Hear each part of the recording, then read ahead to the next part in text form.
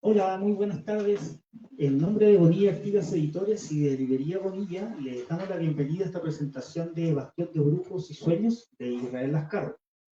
Para esta ocasión contaremos con la presencia del autor, Israel Lazcaro, de Miguel Vázquez y de Mauricio González. Bienvenidos.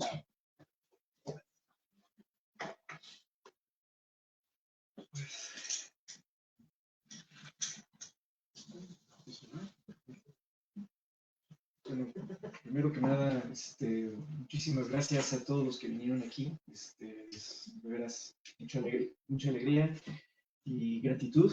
Empezando por queridos Miguel y Mauricio, que me hicieron el favor y, de echarse una lectura ahí, bastante acelerada, pero bueno, agradezco muchísimo el gesto de querer comenzar este libro.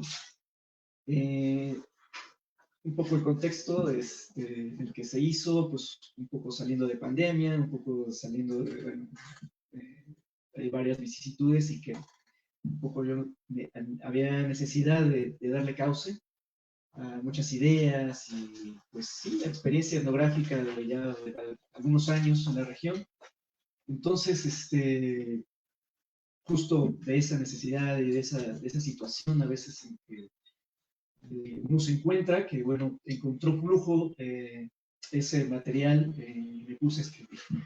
Y entonces, de esa aventura, pues salieron estas páginas, platicando también, tengo que decirlo, le agradezco también mucho a Mauricio, que fue uno de mis interlocutores, cuando uno escribe, uno está dialogando y a veces uno imagina una interlocución. Entonces, Mauricio es uno de esas personas que aparecen como interlocutores, y bueno, son grandes amigos y también admiro también por su trabajo. Y, en fin, me da mucho gusto por ello, pues que estén aquí. Y bueno, le doy la palabra. Miguel, también ahora ya poco, en unas semanas ya estará en Asia, se va a ir a Mongolia el señor. No sé si va a trabajar chamanes, pero seguramente.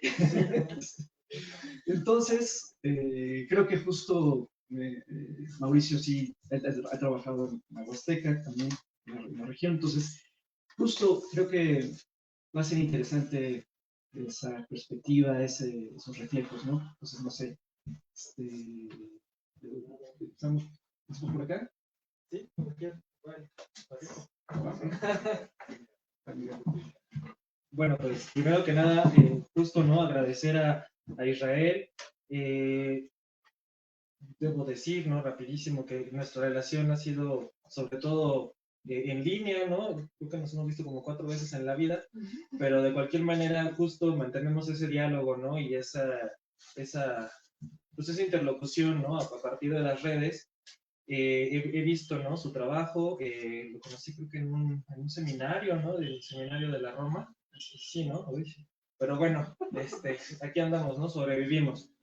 Y pues primero que nada, justo, ¿no? Agradecer y segundo, felicitar porque pues puedo ver que es un trabajo justo que se ve ya materializado después de mucho tiempo, ¿no? O sea, inclusive yo entiendo que no es una cuestión narcisista, ¿no? Pero si vemos la bibliografía, Israel se cita varias veces, ¿no? Y es como, más allá de ego, ¿no? Es una situación que refleja, ¿no?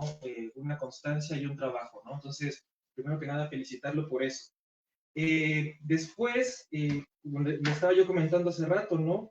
Y siguiendo con esta lógica del diálogo, pues sí, yo creo que además de dialogar, ¿no? Con muchas tradiciones antropológicas aquí en México, también se presenta un diálogo con otras tradiciones antropológicas fuera del país, ¿no? O sea, el chamanismo es, a pesar, ¿no? De que es, como él bien lo dice, ¿no? Es una palabra tomada, ¿no? De pueblos siberianos. Es una situación que muchos antropólogos y antropólogas han visto, ¿no? De manera más o menos generalizada en algunas sociedades, en algunos grupos humanos. Entonces, en ese sentido, yo creo que es un gran aporte, ¿no? No solamente para el estudio del área, ¿no? Huasteca, sino en general, ¿no? Para la antropología. Y pues bueno, muchas felicidades por eso. Y bueno, pues ya entrando en materia, pues la verdad es que cambié de mochila y no traigo mis notas, pero bueno, había al menos 4 cosas, ¿no? Que yo quería señalar. La primera, como ya lo dije, ¿no? Se ve el reflejo de esta etnografía que ha realizado Israel. Me parece que eres el historiador, ¿verdad?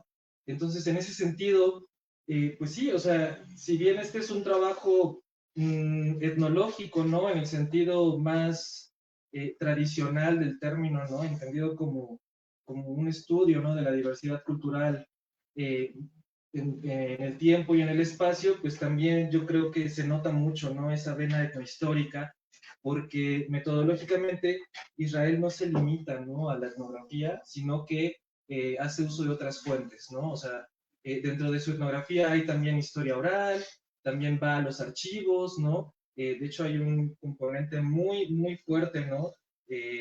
Para poder sustentar su argumento sobre un complejo chamánico azteco que va hacia la historia o la etnohistoria. Y entonces yo creo que eso también es muy importante, ¿no? Porque muchas veces, pues los trabajos, ¿no? Antropológicos se quedan solamente en eso, ¿no? En la etnografía. Entonces, yo quiero también señalar eso, que se me hace algo muy importante, porque le da una solidez, ¿no? Que bueno, no es que la etnografía en sí misma no la tenga, pero la verdad es que lo, lo, lo, lo fortalece demasiado, ¿no? Entonces, esa era una cuestión que quería yo señalar, la cuestión medio metodológica, ¿no? Medio técnica, porque pues también, ¿no? Para ir al archivo, pues se necesita bastante conocimiento. Yo la verdad es que no tengo ni idea de cómo usar un archivo, entonces creo que también estoy hablando un poco desde la envidia. Ahora, en cuestiones, eso es entre medio técnico, medio teórico,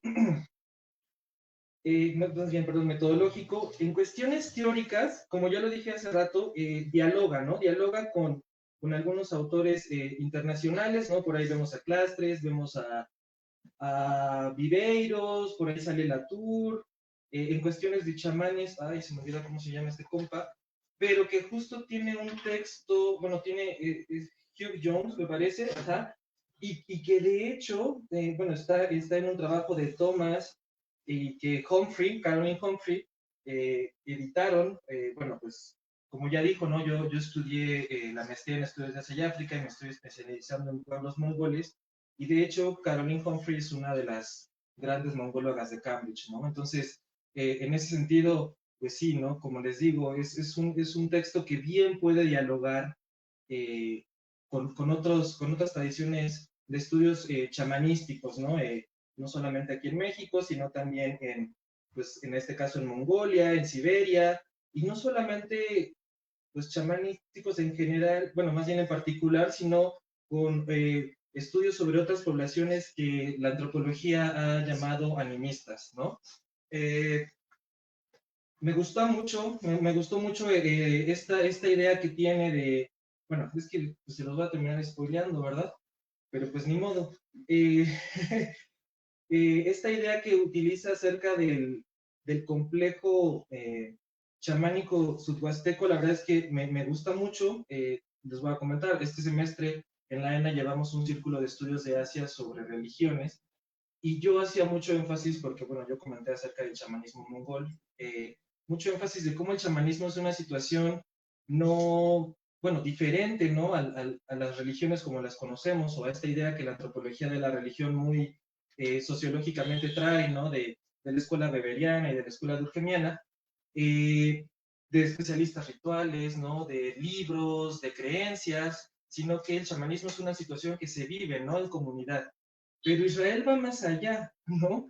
Israel nos dice, no, es que no solamente es la comunidad, no solamente son los otomíes, ¿no? Sino que también son estos grupos que se encuentran alrededor, que juegan, ¿no? Un papel muy importante dentro de esta forma de relacionarse con el mundo, ¿no? Entonces, esa situación que Israel nos presenta a partir de una experiencia etnográfica, de un conflicto del cual no les voy a dar muchos detalles porque se tienen que enterar del chisme, eh, pero que parte de ahí y que no solamente de ahí, sino que viene y que va a los archivos y que nos dice, oiga, pero es que esta situación va más allá, ¿no? Trae una herencia histórica que no porque sea histórica quiere decir que sea esencial, sino que más bien lo que Israel nos muestra es cómo hay una dinámica, hay un proceso en el que no solamente se ve reflejado, ¿no? Esta situación que para algunos sería creencia, sino este modo de vida, ¿no? De estos grupos en contacto,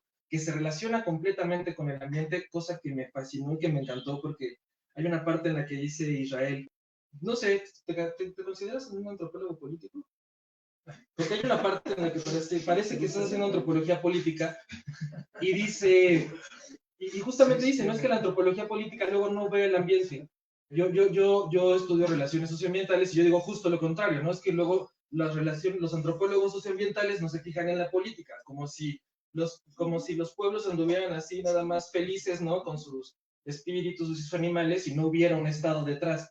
Y aquí es completamente lo contrario, ¿no? Aquí es como de, bueno, como si nada más hubiera política y no existieran otros agentes, ¿no? Entonces, en ese sentido, me gustó también mucho eso. Ya estoy empezando a divagar, pero es que como les digo, no traigo mis notas, pero de cualquier manera, sí considero que esos aportes son muy importantes. A mí me cuesta un poquito esa idea de complejo, la verdad tengo que decirlo. Yo usaría tal vez otra, ¿no? Pero entiendo a qué te refieres, ¿no? Entiendo justamente a esta multiplicidad, ¿no? De factores. Siento que tal vez es un poquito cerrada, es algo que ya tendrás tú que contestar, pero pues simplemente es la cuestión de la palabra que a mí no me gusta, ¿no? O sea, pero si lo lees se entiende, ¿no? Precisamente por toda esta cuestión histórica, le comentaba también ahorita detrás de cámaras, yo soy hidalguense, ¿no? Entonces al leer esto dije, no manches, claro que sí, güey, o sea, a huevo, ¿no? O sea, los totonacos, ¿no? Y vas a Tulancingo y te echas unos guajolotes, pero pues sí sabes, ¿no? De esto, vas a Omitlán, o en algún momento, bueno, mi familia es ganadera y entonces tuvimos animales en algún momento en la Sierra Norte de Puebla, no hay por la Ceiba. Entonces, todo esto me causa mucho sentido y la verdad es que me alegra mucho que lo haya realizado. Eh, una situación, recientemente, y justo era lo que también le comentaba, bueno, pues ya saben, ¿no? Hace unos años falleció Marshall Salins, del cual también este libro abreva mucho. Eh, pero después de fallecer, su hijo agarró, ¿no? Por ahí tenía unas notas, y bueno, yo lo sé esto porque estoy haciendo una reseña de ese libro, ¿verdad? Pero la situación es que él estaba escribiendo un libro y que estaba dividido en tres partes, pero al final solamente terminó una, ¿no? Entonces su hijo agarró esa parte y dijo, bueno, pues vamos a hacer un libro con esto, ¿no? Y justamente habla de eso, ¿no? De cómo para Salin se tiene que hacer una nueva ciencia, ¿no? Una ciencia antropológica para esta humanidad compartida que va más allá simplemente de lo que los antropólogos y la sociedad occidental vemos, ¿no? Entonces, en ese sentido, siento que también juega mucho, dialoga mucho con este texto, ¿no? Que justamente tomando las ideas de Clastres y de Viveiros, pues también están muy relacionadas y que justo recaen en la política, ¿no? Y eso es una duda que a mí me queda, porque, bueno, son muy diferentes, ¿no? Este Salins parte de una idea, inclusive lo dice, ¿no? Yo voy a partir de una generalización y voy a ver si esta generalización que hago se va cumpliendo en ciertas sociedades, ¿no? La metodología que él plantea, que es inversa, ¿no? A la metodología que vemos aquí, porque aquí partimos de lo particular hacia lo general, ¿no? Pero bueno, pareciera entonces que aquí no se cumple lo que dice Salins, ¿no? O sea, Salins dice, bueno, pues es que están el mundo, ¿no? Están los existentes, están los espíritus, están los animales, todos con una agencia humana, pero porque hay una jerarquía, ¿no? Y es algo de lo que sí nos habla Israel, pero pues bueno, aquí ya metiendo la situación de Viveiros, pues él, pues de otro que no me acuerdo cómo se llama, entra con la situación de si hay un chamanismo horizontal o uno vertical, ¿eh? Bueno, Jones, ajá.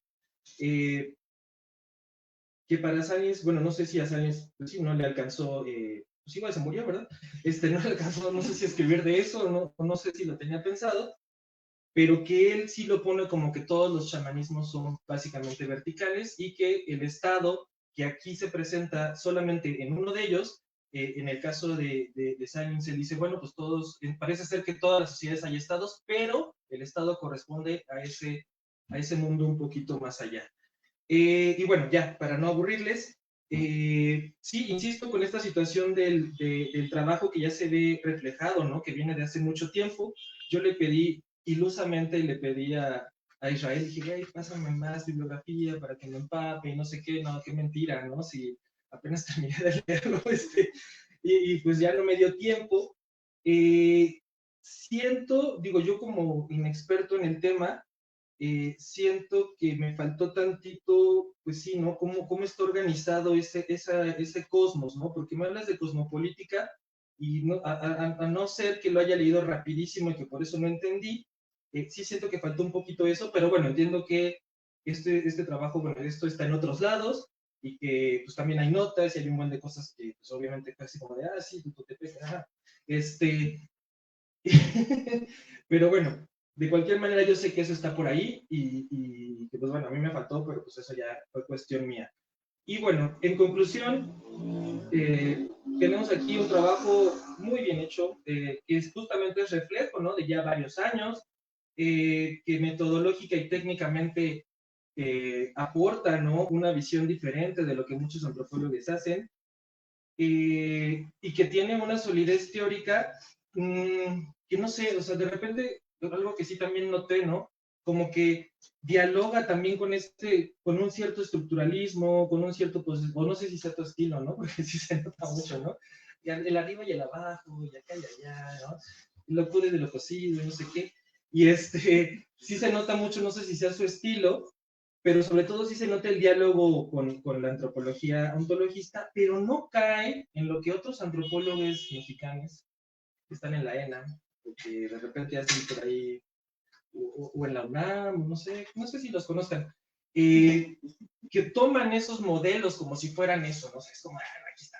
No, Israel, gracias a Dios, no hace eso. De hecho, no encontré en ningún momento fisicalidad, ¿no? Interioridad, esas cosas que tanto le critican al hijo de Levi-Strauss.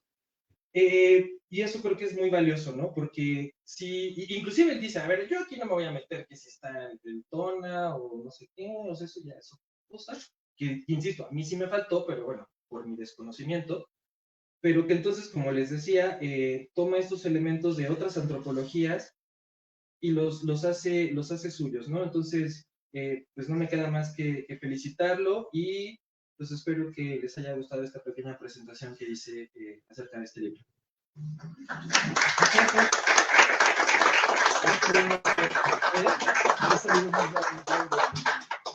Sí, ¿verdad? Por si la palabra novicio, juicio. Hola, hola. ¿Se oye, no? Sí. Bueno, pues muchas gracias, Isra. La verdad es que yo me siento en familia porque muchas de las cosas que dice Isra, pues las he seguido desde hace un montón. Me dedico a trabajar en el mismo municipio donde principalmente la escena que es pretexto del libro se desarrolla, donde el Hermenegildo lo conozco de oídas desde hace muchos años, y además le agradezco también a pues la editorial Bonilla con todas las innovaciones que también hace. Es un libro, pues sí, muy contemporáneo, ¿no? Tiene unos QR ahí que te dan chance de respirar, echar tu cigarrito, ¿no? Pensar que dijo el Isra, ¿no? Y que bueno, habla ya de pues eso, textos que no estamos acostumbrados aún, ¿no? Pero que por fortuna, pues eso, con un celular puede pluralizarse muy bonito, tiene un montón de imágenes y es un montón de anécdotas, ¿no? Me pasa que veo que Isra como que abre algunas ventanas que están difíciles de agotar. Y pues está prometido tres tomos, ¿no? O sea, por eso le estaba echando flores a Bonilla para que no se desanime y saquen las obras completas de Isra. Pero, pues sí, ¿no? Tengo la certeza de que hay otros dos tomos más, ¿no? Este es uno. Y pues algo que también disfruté mucho, pues es recordar cómo yo llegué a Izotlán de Madero, ¿no? Yo trabajaba en problemas socioambientales ahí en una organización civil y después tenía que acabar mi tesis en la ENA. entonces le pedí a Leopoldo Trejo, que era coordinador de un equipo, en donde estaba pues justo Isra, ¿no? Con un pelo largo así, súper enmarañado, no, ya me lo hubieras visto. Y, y otro querido amigo, Carlos Seiras, ¿no? Personajazo también de la Huasteca, ¿no?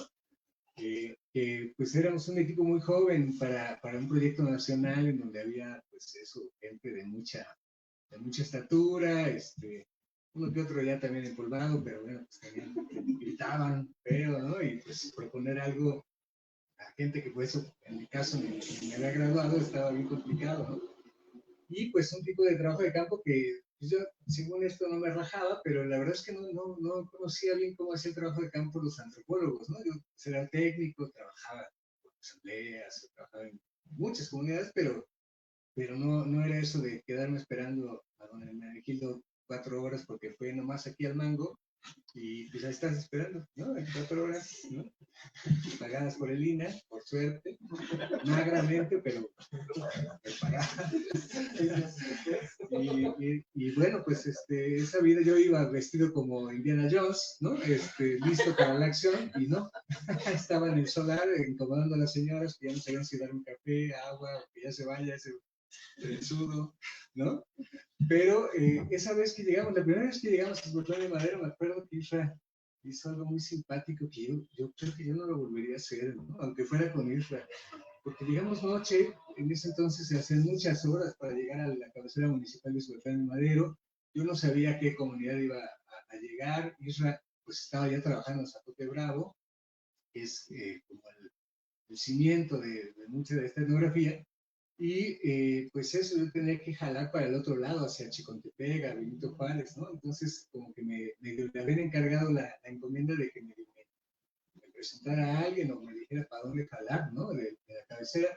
Llegamos esta noche que el hotel estaba cerrado y fíjense, ¿no? Las habilidades de Israel Lascarro, uno lo piensa en el archivo, ¿no? O leyendo así algún romano, ¿no? Que la biopolítica italiana, ¿no? Pero no, el tipo se saltó por la ventana del hotel, abrió, me hizo subir además, ¿no? O sea, estoy discapacitado, ¿no? Eso requiere para con la prepa. Y nos metimos a un cuarto, así. ¿Por qué? Porque él no sabía que estaba esa ventana, ni vienen, ni te apures, ¿no? Aquí está el jabón, ¿no? Las toallas están en el armario de allá. Teníamos nuestro hotel privado en la cabecera municipal. Al día siguiente, me acuerdo que nos levantamos a buena hora, ¿no? O sea, descansamos bien. Ya estaba el encargado del hotel, ¿te acuerdas? Y salimos y lo saludamos, ¿no? Ya lo conocían, entonces cero peso, ¿no? Ahorramos al erario y además salvamos la noche y no habría sabido cómo hacerle si no hubiera estado, por cierto, ¿no? De hecho, siempre que llegaba de noche llegaba al Guayabo al menos, ¿no? O sea, a otra comunidad porque hacer eso es vandalismo, ¿no? O sea, por cierto. Pero disculpen, ¿no? La verdad es que ese gajes del oficio yo sé que nunca lo ha hecho otra vez.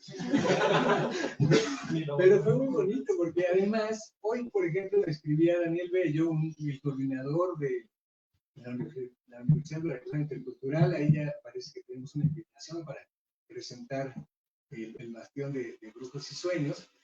Y a él lo conocimos esa vez, él trabajaba para el INI y ese día estaban inaugurando la Universidad de la Cosa Intercultural, en donde yo conocí al curandero con el que después hice pues todo el trabajo de la licenciatura, hice también un montón de trabajo de INA, y llegamos a un costumbre, y ahí estaba Daniel, ahí estaba pues eso, la primera sede huasteca de la UBI, en donde pues eso hoy en día es el bastión también universitario para muchos integrantes de pueblos originarios que estaban posibilitados de estudiar algo en ese grado. Entonces, bueno, pues fue un momento muy dichoso, ¿no? Fue muy bonito, fue la primera vez que vi justo había curanderos nahuas y otomís, ¿no? Nos tocó ese ritual interético, como le llama aquí el autor. Y bueno, pues después tuvimos ya otras oportunidades de seguir colaborando, pero ese momento inaugural pues ha hecho que yo a la fecha también siga trabajando en la Huasteca y acompañando a esos pueblos y bueno, pues en un tono que justo tiene que ver con la antropología política. Cuando te preguntaba a Miguel, a mí también me pasa eso, ¿eh? Yo creo que Israel sí hace antropología política, pero pues chamánica, ¿no? Y entonces se pone muy bien, porque si no es nada convencional, ¿no? Hay cosas que yo le agradezco a Israel que me habrían servido tanto para mis investigaciones como la que hace en torno al paisaje. Es muy, muy útil, ¿no? En tiempos de despojo territorial, ustedes saben que pues hoy los antropólogos hasta pueden servir para algo, ¿no? Es otro enigma, pero la etnografía está resultando ser importante para no solamente acompañar a los pueblos en las organizaciones y la defensa territorial, sino también en ciertas periciales. Y hay un capítulo de paisaje de Israel que sin duda va a ser muy, muy útil para todos los que estamos en apremios de ese tipo de batallas. Hay otras cosas que también son muy, muy valiosas del texto, justo pues tantos años de Israel, pues se sabe cada chisme, y luego, como decía Miguel, es el historiador, yo ese Israel no lo conocía, ¿no? Porque siempre había una duda de qué es la historia. Eso existe, no es una historia o historia real. Es un debate permanente en AENA, ¿no? Que pues algunos sostienen, y ya vi que Luis Rací también, ¿no? Sacó así la cédula de la licenciatura y se avienta unos capítulos completos de historia que pues además vincula muy bien con problemas contemporáneos, ¿no? Tiene toda esa beta de que pues no solamente es así una erudición de datos filosos para pantallar a Yanela y en Cholula, sino que sí tiene que ver justo con el chamanismo, con la política que se ejerce y pues con una práctica que es generosísima en la Huasteca, ¿no? Eso es algo que también hemos sido muy, muy, muy dichosos de compartirlo, ¿no? Yo, por ejemplo, venía de trabajar con los Comcac en Sonora, ellos se sacan horas y le sacas una foto, ¿no?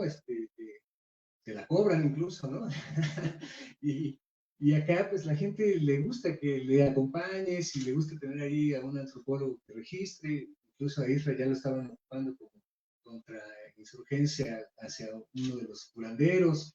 Entonces, bueno, también es un lugar que es muy generoso para la antropología y la gente también cuenta con eso, ¿no? Entonces, es parte muy bonita también ver cómo Israel forma parte de la dinámica y el complejo, ¿no? El complejo no de Edipo, Monse y Roberto, porque hay dos panelistas ahí, entonces, sino el complejo chamánico huasteco.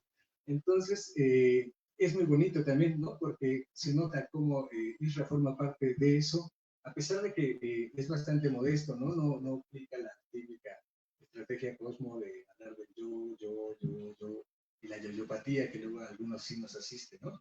Pero vamos al texto ahora sí, ¿no? Porque los chismes están buenos y sí, empieza con un chismesazo, ¿no? Eso también no quiero spoilearlo, pero sí, se puso complicado en Zapote Bravo, porque pues hay como una batalla en torno a cierta jerarquía chamánica, dice Israel, ¿no? Que a mí, por ejemplo, me empezaba a incomodar, ¿no? O sea, yo dije, no, el Israel ya empezó, ¿no? Ya empezó con Morena. Le va a sacar acá que el Cristo Sol y el PRD, chin, ¿no?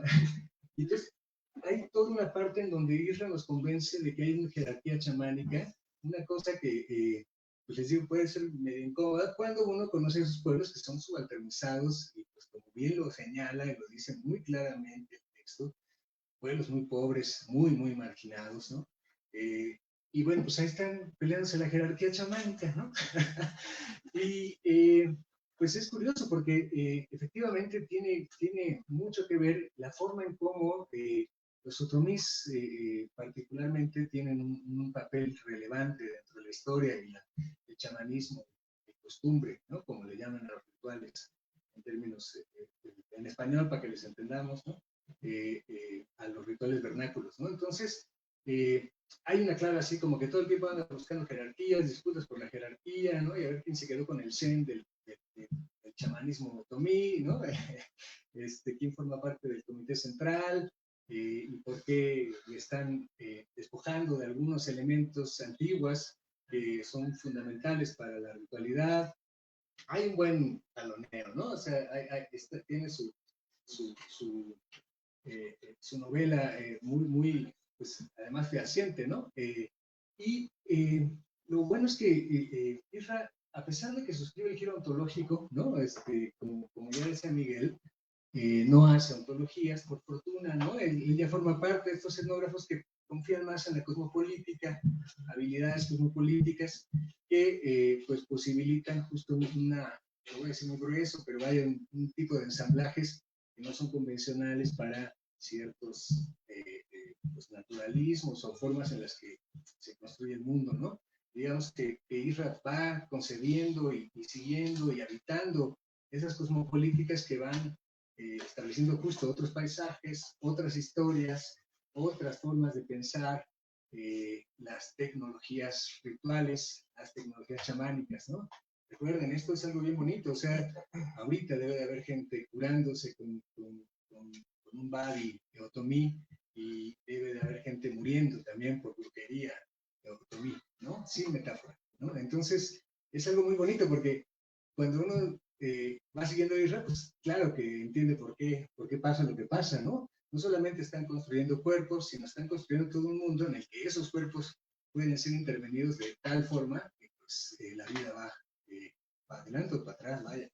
Y ahí pues eso también es un placer es leer al etnógrafo y al etnohistoriador, sea lo que sea. ¿No? Pero pues como parte del giro lingüístico se exige un montón de reflexividad, ¿no? En los años 80, ¿no? Hablo solamente para algunos, fue la época en que Israel tenía el pelo largo ya. En los años 80, señor, no sé señora, cómo le permitieron tener ese tallo. Pero bueno, el asunto es que en los años 80 leíamos antropología simbólica, ¿no? Y entonces así todo el mundo se volaba con Clifford Geertz y la hermenéutica, y todos éramos como críticos literarios, que estábamos reflexionando sobre el tropo de la cultura, ¿no? Y bueno, se leen cosas muy sofisticadas, muy en clave símbolos, subrogando elementos. Y lo que hace eso es algo que también Roberto ha estado escribiendo de eso, que tiene que ver con un tipo de operación que no necesariamente está utilizando símbolos o signos, ¿no? Sino que justo hace presentificaciones, ¿no? O presencias que van justo posibilitando los ensamblajes. Y ahí, pues por eso las antiguas, ¿no? Estos elementos que están en disputa dentro del Zapote Bravo se vuelven tan relevantes, ¿no? Porque no es solamente que alguien esté representando el mundo con su chamanismo, ¿no? Sino que están produciendo un mundo en el que eso se tambalea si se pone la cosa más álgida, como nos cuenta el texto, ¿no?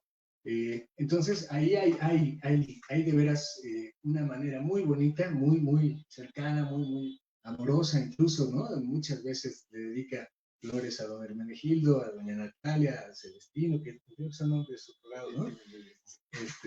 Claudia, porque se junta con los dos bandos, o sea, además, o sea, yo lo dejo en la mesa, ¿no? Antropología política de varias puntas. Pero, pues hay algo ahí como que se empieza a poner sabroso cuando justo empieza a caracterizar, no, o sea, tiene que desmontar qué es el chamanismo, por ejemplo, ¿no? Una cosa que está bien complicada. Yo la verdad soy de los que usa clamatique, ¿no? O sea, la forma vernácula. Un poco porque me pasó, ¿no? Pues ya saben, también los accidentes bibliográficos, pero el giro de Colonial para mí fue muy importante porque de alguna manera pues me dislocaba un poco algunas certezas de pues, los libros que leíamos en los 80s y empezar a pensar y conceder agencia epistemológica a nuestros interlocutores. Entonces, como que mi salida ha sido como esa, ocupar ciertos términos vernáculos para no ocupar y violentar con términos antropológicos pues las maneras en las que se conceptualiza y que además tiene efectos metafísicos o efectos en torno a la existencia, por decirlo muy mal. Pero Isra no, Isra quiere chamanes, ¿no? A contrapelo de todo lo que se ha dicho, no, que ese es un término que viene de Siberia, eso opera muy bien, ya nos vendrá a contar Miguel si en Mongolia, Mircea Eliade, ¿no? O sea, tenemos un lío ahí con historiadores italianos muy clásicos que ya saben, pues sacaban fórmulas rapiditas, ¿no? El ritual es el actuar del mito, los chamanes mueren y se enferman y luego reviven. Tienen toda una taxonomía de cómo ubicar chamanes que siempre te la encuentras en Sambors, te la encuentras en muchas reuniones en donde, ¡ay, trabaja chamanes, qué buena onda, oye!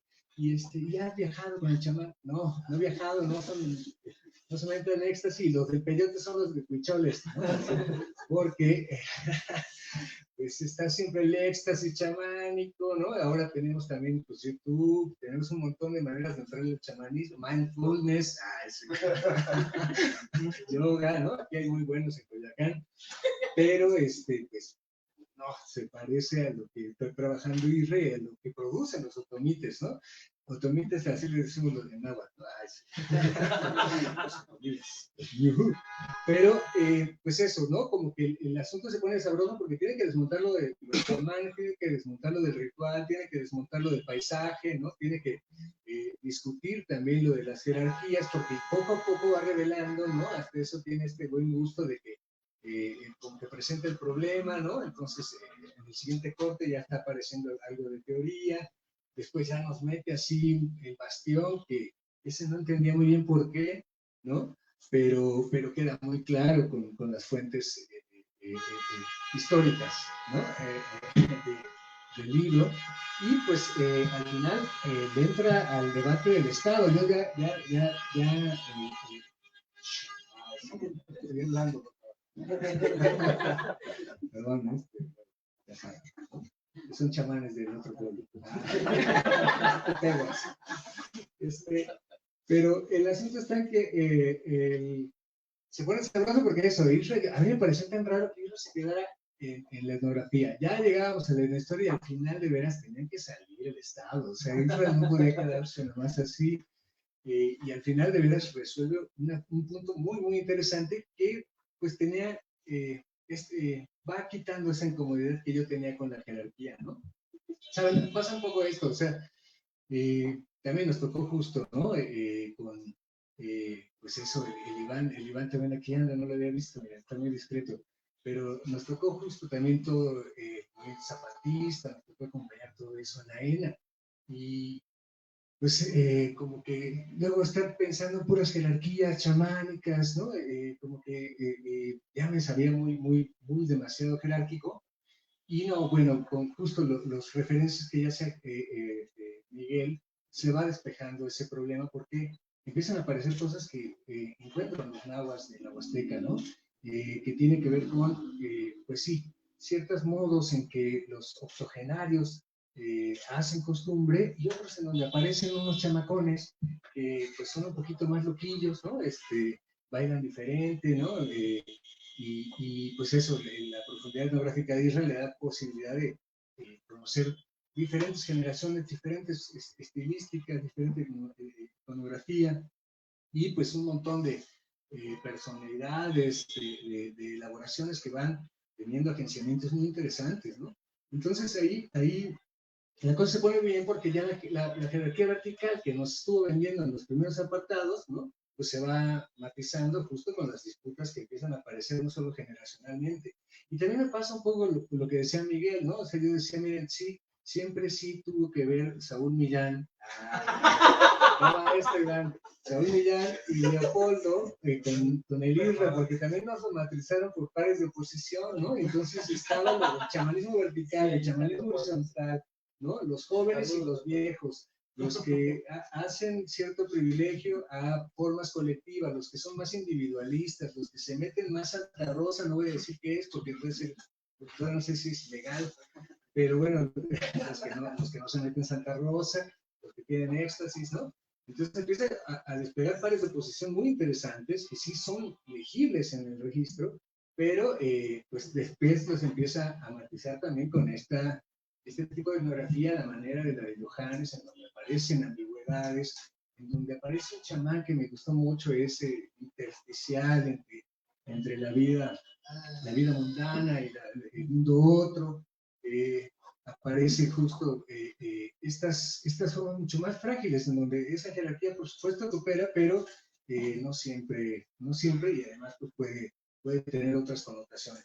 Para ya no aburrirles y tal vez poder conversar con Isra, ¿no? También si quieren, ojalá que tengan la oportunidad de leer el texto, ¿no? Es un muy buen libro, vale la pena también, pues eso, preguntarle a Isra qué pasó con Hermenegildo, pero el asunto es que al final justo queda en un diálogo que hace con la Aparecida Vilaza, con Eduardo Viveros de Castro, en donde aparecerá ya algo mucho más abigarrado, mucho más caprichoso, mucho menos predecible, mucho más contingente, mucho más ambiguo, mucho más artificial. Y ahí ya, ¿no? Respiraba más tranquilo, porque me gusta mucho esta idea de pensar que así como estas cosmopolíticas aparecen para construir mundos, tampoco se vuelven el costal, ¿no? Que van pasando de generación en generación y es lo que la tradición exige, ¿no?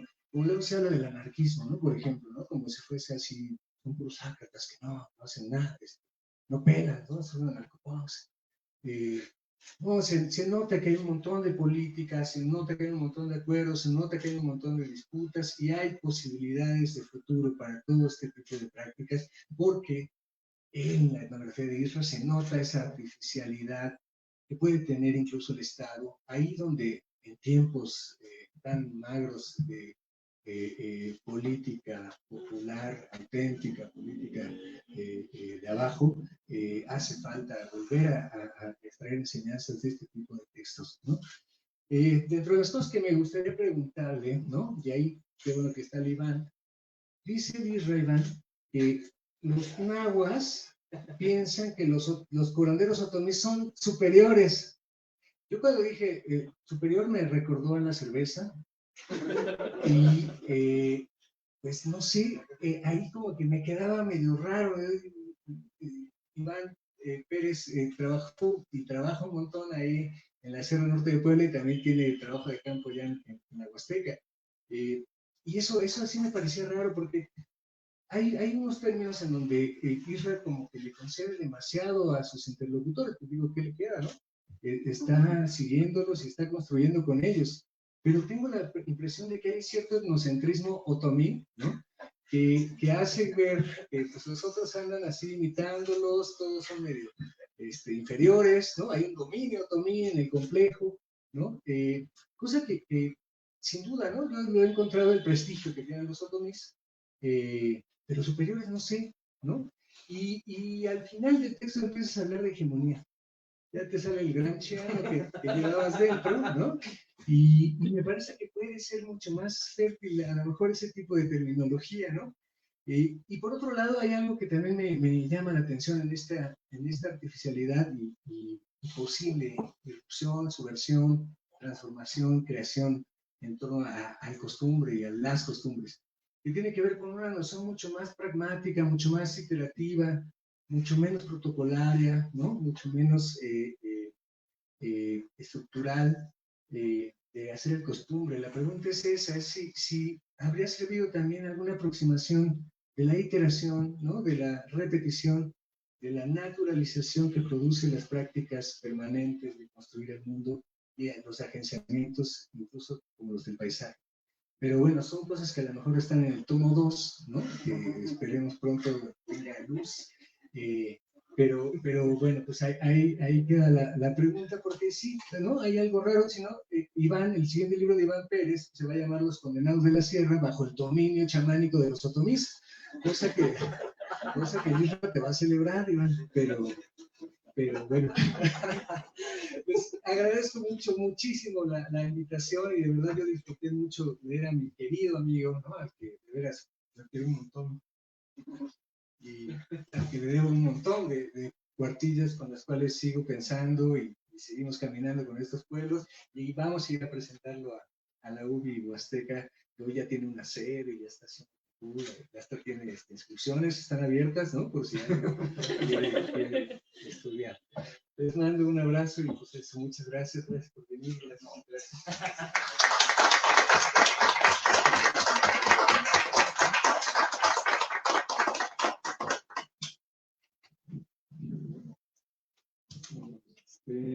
Muchísimas gracias, Miguel y Mau, por las palabras, por la lectura. Siempre es interesante y muy enriquecedor, muy gratificante reconocerse, ¿no? Reconocer en las lecturas justo la mirada de cómo está su propio, el viaje de que uno se hace y cómo se escucha también en otros lados, ¿no?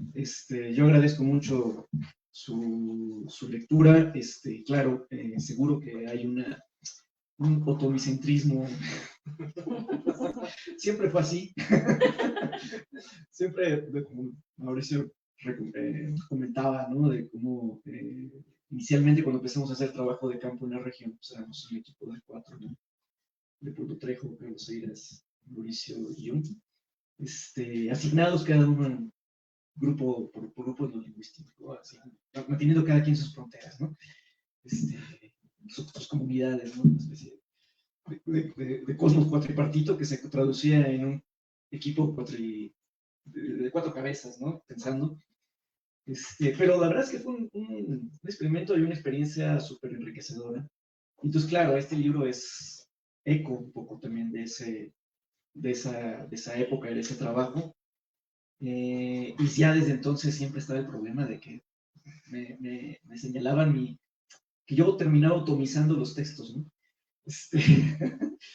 Pero un poco, a lo mejor, como no tanto la superioridad, sino a lo mejor si ahí pareció decir eso, es más bien a lo que voy, es cierto ejercicio, sí, en algunos contextos se presenta hegemónico. Varias veces que me tocó ver estos rituales interétnicos donde totonacos o nahuas estaban en su dinámica y de repente llegaban los otomís y como avalancha, ¿no? A transformar y a irrumpir, ¿no? Con, las prácticas de los Badi, ¿no? Entonces, y claro, pero esto y que me interesó como recoger en el libro, es que esa dinámica donde los especialistas se les atribuye cierta sabiduría, ciertos conocimientos, pero también cierta peligrosidad, ¿no? Habilidades, ¿no? Competencias, pero que no es un efecto de una cultura que termine, no es que sea superior, es que la dinámica política le asigna, y es una política interétnica que asigna justamente un lugar, ¿no? Un lugar desde donde se pone, pero que esto es, por eso cuestiono la posibilidad de un chamanismo otomí, o solamente es otomí en la medida en que es un chamanismo construido interétnicamente. Es decir, el chamanismo otomí es una creación colectiva interétnica. Es decir, nahuas, tepehuas, totonacus, también conformaron y le dieron perfil, perfilaron el chamanismo otomí. Entonces, al punto de decir, bueno, ese chamanismo otomí no es tan otomí. Bueno, ahí se pone justamente, creo que el problema, ¿no? Bueno, ¿hasta dónde es otomí? ¿Hasta dónde es interétnico? ¿Cuál es el lugar, en este caso, de las lenguas, ¿no? Si se van a empatar con las fronteras de las culturas. En fin, ese debate que ya teníamos desde hace un buen. Creo que el libro, pues sí, hace eco de ello. Seguro que sí faltan algunas cosas sobre el cosmos. Sí, corría el riesgo de que el libro creciera. Entonces, como decía, ¿no? Hay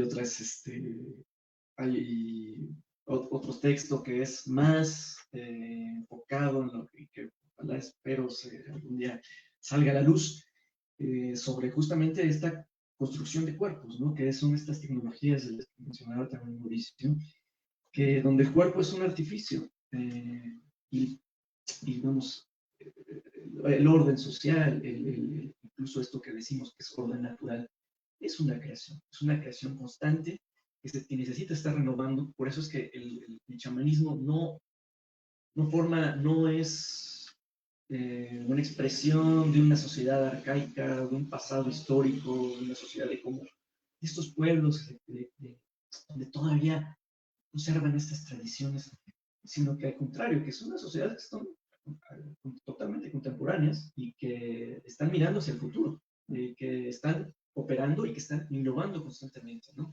Entonces, donde la tradición es precisamente es innovación, es creación, y entonces esta relación, vamos, tanto la construcción de cuerpos como también la construcción de relaciones, la construcción, la interacción con el ambiente, con el paisaje y también con el Estado, son parte de una creación constante, un artificio que pasa indudablemente por esta construcción de cuerpos, por darle un cuerpo a las relaciones de alteridad, ¿no? La relación con el otro. Entonces, esta necesidad, esta cuestión de crear cuerpos para darle un lugar y un momento a también a los conflictos, ¿no? Entonces, claro, el interlocutor de los pueblos, en este caso, campesinos, sea que hablen otomí, sea que hablen totonaco, náhuatl, pues indudablemente, pues también son los otros, es el paisaje, son las montañas, pero también son los mestizos, son los ganaderos, son los rancheros y también es el Estado, ¿no? Entonces, sí, un poco al final, parece como ese interlocutor, es otra presencia que puede ser ominosa, que a veces raya en lo monstruoso, que puede ser el Estado, ¿no? Y es con el que el saber chamánico constantemente está operando. Y desde donde creo que es importante también entender lo que decía Mauricio en relación a la jerarquía. Es el Estado como ese espejo, pero ahí es el espejo provocador, desafiante, y donde más bien creo que el desafío es el desafío que le plantean los propios chamanes al Estado, ¿no? Por eso a veces plantean algunos autores, ¿no? El chamanismo como ese espejo incómodo del Estado. Porque, y bueno, hay algo que siempre me ha llamado la atención en esta región de la Huasteca, que siempre es, ¿dónde están? Siempre están en los márgenes, justo los límites entre el estado de Hidalgo, el estado de Veracruz, el estado de Puebla, pero nunca están abarcados por completo. Si vemos incluso la división eclesiástica, están varios obispados, y así ha sido desde el periodo colonial, por eso el paseo hacia los documentos, hacia los archivos, porque incluso para rastrear los documentos, pues es un problema porque justo están en los márgenes de todo, ¿no? De las alcaldías, de las alcaldías, corregimientos, de los obispados, de los arzobispados, siempre están en los márgenes de todo, ¿no? Y siempre son los documentos más difíciles de que se conserven porque es lo que menos le interesaba a las autoridades civiles, eclesiásticas, coloniales, estatales, republicanas. Siempre en los márgenes, y es justo ahí a donde estas poblaciones, por eso es que hablo de un bastión que hace alianza con el paisaje, que hace alianza con los cerros, que resiste a esas tentativas de dominio, esas tentativas que vienen, sí, coloniales, y es ese bastión desde donde entonces opera este saber chamánico y este bastión de brujos, ¿no? Porque de algún modo hace resistencia a un montón de tentativas hegemónicas que desde fuera parecieran, bueno, hasta cierto punto tan extrañas, pero que no lo son, porque también, a pesar de estar en los márgenes, pues, no, pues su relación es bastante estrecha con esto que llega, ¿no? No están al margen del mundo. El mundo les llega. El mundo, con todo, ahora sí, con todo,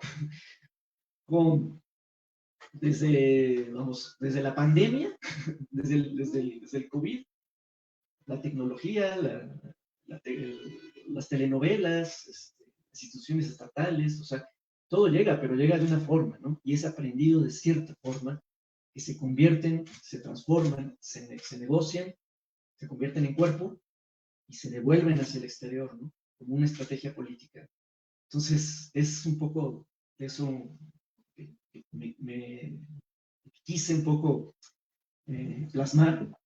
Y lo que realmente, ¿no? Bueno, de que esto, yo sabía perfectamente que el asunto de la jerarquía era incómodo. Sí,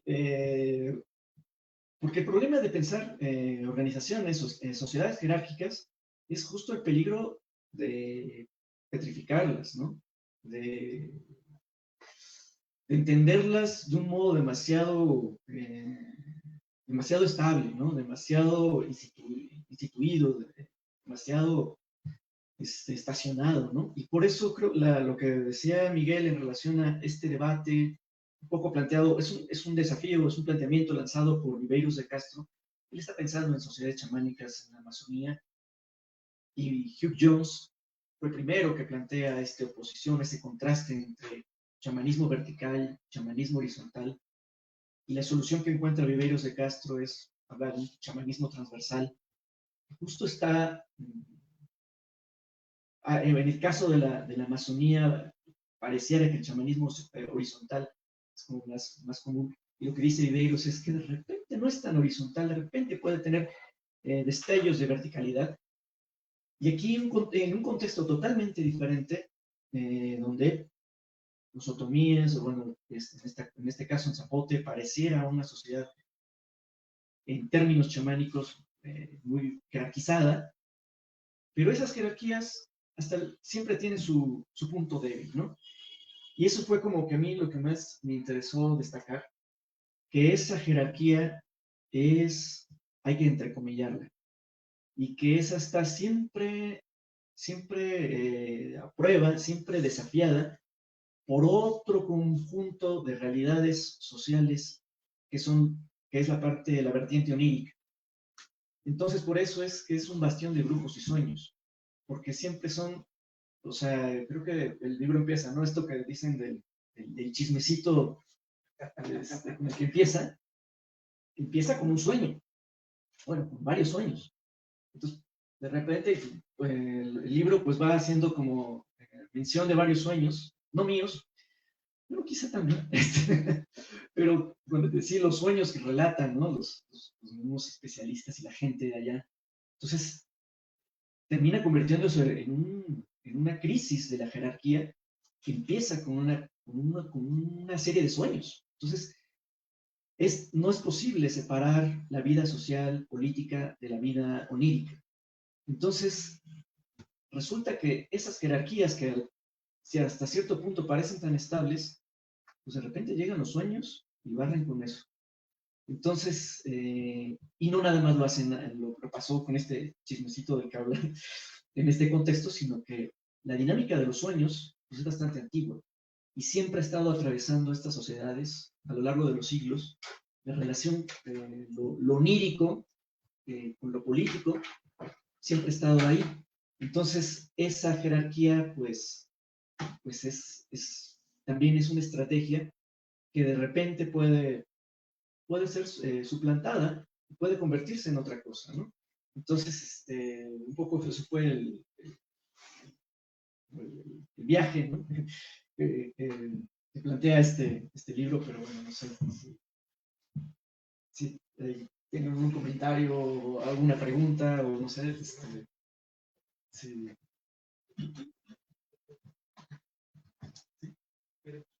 Ah, sí, sí. Una pregunta.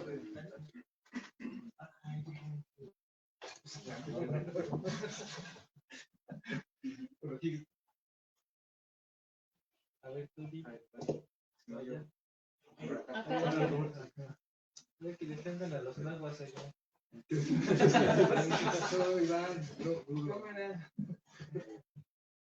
Bueno, felicidades. Se nota mucho trabajo detrás del libro, ¿no? De conjunto y de temas muy específicos, difícil de documentar seguramente a varios niveles, lo cual ya de por sí tiene su valor, ¿no? Y yo agradezco. Y bueno, hay muchos temas que me convocan en relación, ¿no?, al libro, y escucharlos, la verdad es que fue muy interesante, porque por una parte, en realidad son dos preguntas, ¿no?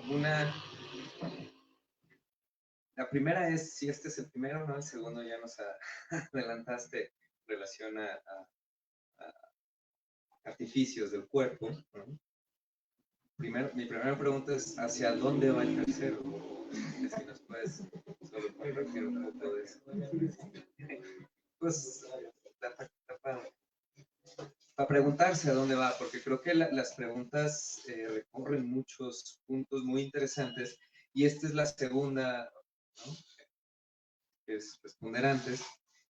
También hay algo, no lo he leído, obviamente lo voy a leer, El Bastión, ¿no? Y me parece muy interesante porque no puedo dejar de pensar en cómo hay una forma de pensar el síntoma en psicoanálisis como un bastión histórico permanente, insistente, ahí, ¿no? En resistencia, además, con otro bastión histórico, ¿no?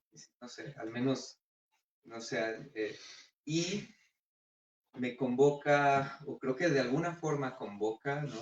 O al menos eso escucho de rebote, y la insistencia en cierta política, ¿no?, que parecer aparece. O sea, ¿qué con eso, no? Luego, ¿qué hacer para, a lo que alcanzo a percibir, ¿no? Un poco, no sé si dislocar, ¿no?, mantener, ¿no?, empujar resistencia para fomentar, pues, no sé, que ahí, ¿no? Que con eso, no sé, sé que hay muchos temas, y por supuesto el que me llama un montón es que es a partir de los sueños, y eso produce un performance que configura y estructura, ¿no? Hamlet, ¿no? No sé, hay muchas historias así que configuran, estructuran, y también han hecho otro tipo. La palabra que ahora me alcanza es mitología, ¿no?, de configuración, ¿no? Y entonces ahí le seguiré en qué del ritual, ¿no? Lo desaprenderé. Pero bueno, no sé, muy interesante, muy sugerente, bueno, ahí están las preguntas. Gracias.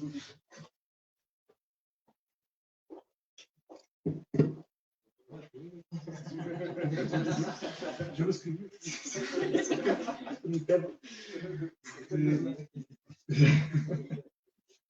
Sí, no, bueno, parte del planteamiento, ¿no?, que decían, está inspirado, ¿no?, en el asunto del giro ontológico. Es más allá, como decía Mauricio, ¿no?, de esta antropología de los años 80, ¿no?, que veía símbolos por todos lados, ¿no? Me gusta muy bien, puede ser. No vamos a negar que existe dinámica, digamos, que hay simbolismos, ¿no?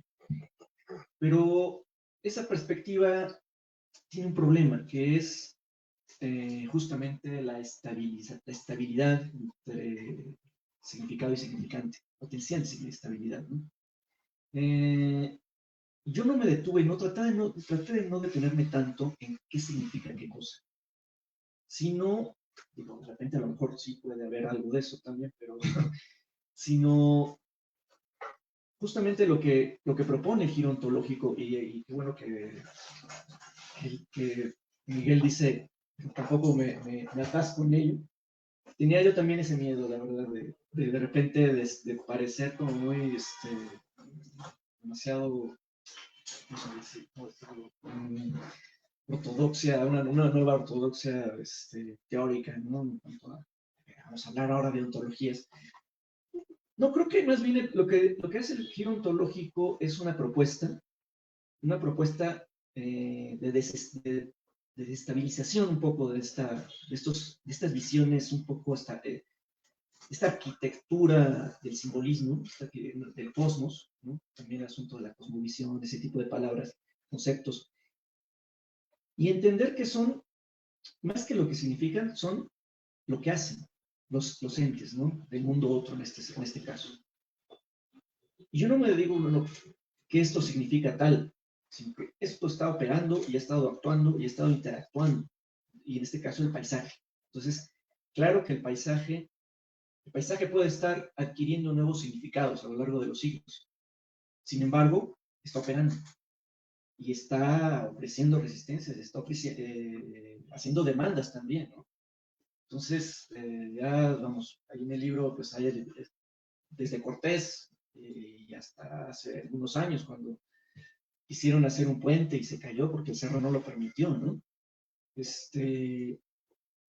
Entonces, en ese sentido es que estos agentes del mundo otro están constantemente interpelando y están constantemente, las poblaciones que ahí llegan están en una constante interacción que inevitablemente esto se traduce en relaciones oníricas. La gente sueña su paisaje. Claro, sueña personas, sueña un anciano, una señorita, en fin, son el cerro, es el frijol, ¿no? Entonces, creo que un poco, inevitablemente sí suena a mitología, y yo podría decir, muchas veces me contaron mitos que en realidad eran sueños, y no, o eran sueños y me los presentan como mitos. Entonces, de repente, esa división es hasta cierto punto irrelevante. Entonces, no sé, bueno. ¿De qué va el tercero? Primicia. Primicia Bonilla. Todavía no lo sueño, ¿no? No, bueno, creo que amarra algunas cosas que se presentan acá en relación a sí, los patrilinajes y el Estado y la sangre, ¿no? Entonces, sí, es un poco por ahí va. Pero por eso en medio está el cuerpo. Entonces, el otro libro pues va justamente a la construcción de cuerpos, porque eso es fundamental. ¿Qué es lo que no está aquí? Sí, sí, pero bueno, no sé si tengo algo. Un título, ¿no?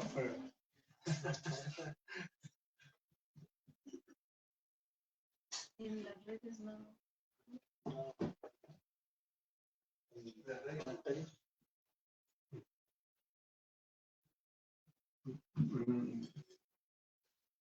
Pues yo. Sí, algo que se me olvidó decir. Bueno, la situación es que veo que se replantean varias situaciones, ¿no? O sea, por ejemplo, esta idea del chamanismo se replantea, ¿no? A partir de lo que, pues sí, como dice Mao, ¿no? Es el Bari. Entonces, ¿qué? Ajá, es como romper con esta idea del chamanismo, que ya venimos rompiendo con esta idea de que es la religión. De hecho, justo, ¿no? El giro ontológico y otras propuestas, ¿no? Como la de secularización, en términos teóricos, ¿no? Han venido a romper con esta idea de la antropología, de la religión, como ya había mencionado, muy a la sociología, ¿no? Y yo creo que en ese sentido, pues sí, tu libro va muy hacia allá. Pero, por ejemplo, ¿qué onda con el parentesco? ¿No? Porque ahí sí te siento también, ahí ya no te siento Saúl Millán ni Trejo, ahí ya te siento hasta Jauregui.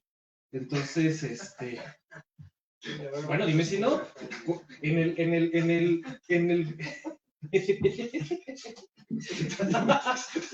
el homenaje, saludos a Jesús, antes que nada, si no me voy a vetar. En el homenaje a Salins, ¿no? A un año en su homenaje póstumo, precisamente habló de ese texto, ¿no? Y dijo, no, y es que cuando fui a no sé dónde, a algún lugar, y que si, ay, no sé, algún lugar allá en el norte. ¿Cuál es la fiesta? Que sí, la Semana Santa, ya sabes, esas cosas que me encantan. Y bueno, para no hacer el cuento largo, pues sí habla precisamente de este modelo, ¿no? Entonces sí, o sea, siento que así como estás justamente relativizando, historizando, contextualizando, intersticializando, si es que esa palabra existe, muchas situaciones, ¿no? Desde el paisaje, ¿no? O sea, nos estás mencionando que tiene agencia y no sé qué, pero ¿y el parentesco? O sea, siento que ahí como que también, justo, ¿no? Como que falta, como que eso, ahí sí lo sentí un poquito rígido, ¿no? Y entonces porque inclusive, pues justamente pues, es una parte importante del chismecito, ¿no? Y del chismecito actual y del chismesote, ¿no?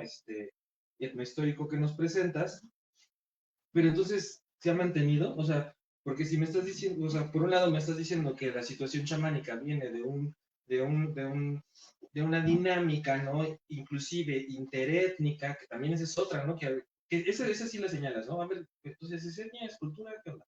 ¿No? Pero yo siento que sí, el parentesco es algo, si no, no digo que le haga falta al libro, ¿no? Pero sí siento que tal menos es una línea, ¿no? Es algo que se puede continuar. Yo creo que ahí ese es algo que se te presenta como una oportunidad para hacer lo mismo que ya hiciste, ¿no? A ver, ¿cómo está esta situación del parentesco? Pero pues no sé, creo que también le hizo ruido un poquito Mao, entonces pues no sé. Sí, digo, pues lo que pasa es que a mí me gustó porque no es común, ¿no? Presentarlo en los abordajes chamánicos, ¿no? Y por ejemplo, en las comunidades donde yo trabajo, ahí como que ya no está operando tanto, pero se despeja con cómo lo vas resolviendo tú. O sea, como que, pues eso, como es un don, ¿no? Que no se hereda, sino que justo bajo sueños y ciertas afecciones de la vida de las personas van revelando su oficio, trabajo, eh, no hay esa patrilinealidad, ¿no? Que tú la vas llevando justo a los textos de los otomites, de las, ¿cómo se llama? De esto que hablaba Alessandro cuando era joven, querido Iván, los oratorios familiares. Y pues sí, ¿no? Ahí como que hasta se la creo a Isra, ¿no? Porque claro, ahí están esos oratorios operando profundamente con parentesco, ¿no? Cosa que pues sí, los lagos de la Huasteca. Entonces está bien interesante porque sí, al menos es plausible, ¿no? El bastión de Tutotepec, ¿no? Me llamó mucho la atención porque también ahí hay, o sea, hay esta cosa que está en viveros de centrismo otomí, pero porque también me puse a buscar, dije, no, bueno, a ver, no, ya los otomís ya también son los héroes de la patria, ¿no? Y ahora en el Totonacapan, entonces dije, no, pero Serafín Olarte debe ser, ¿no? O sea, debe ser otro bastión. Y sí, justo son esa época, ¿no? O sea, el siglo XVIII, ahí, por ahí de 1730 y varios, ya la Papantla ya era un polvorín, ¿no? Digo, reventará hasta después, pero hay un montón de rebeliones indianas también hacia el Golfo, ¿no? Y justo pues con una mirada que hacia los totonacos también los veían así como muy punks, ¿no? Entonces, bueno, también me llama la atención eso, o sea, como que a lo mejor justo necesitamos en el tomo 3.2, ¿no? La grapa del tomo 3, tal vez también explorar todos esos bastiones que estaban apareciendo en ese momento, y que también fueron parte de lo que se dedican ahí algún tipo de emergencia subversiva y desordenada. Pero bueno.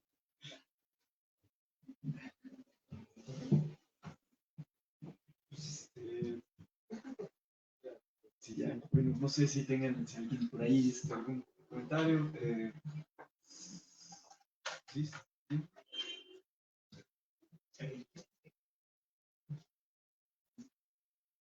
Bueno,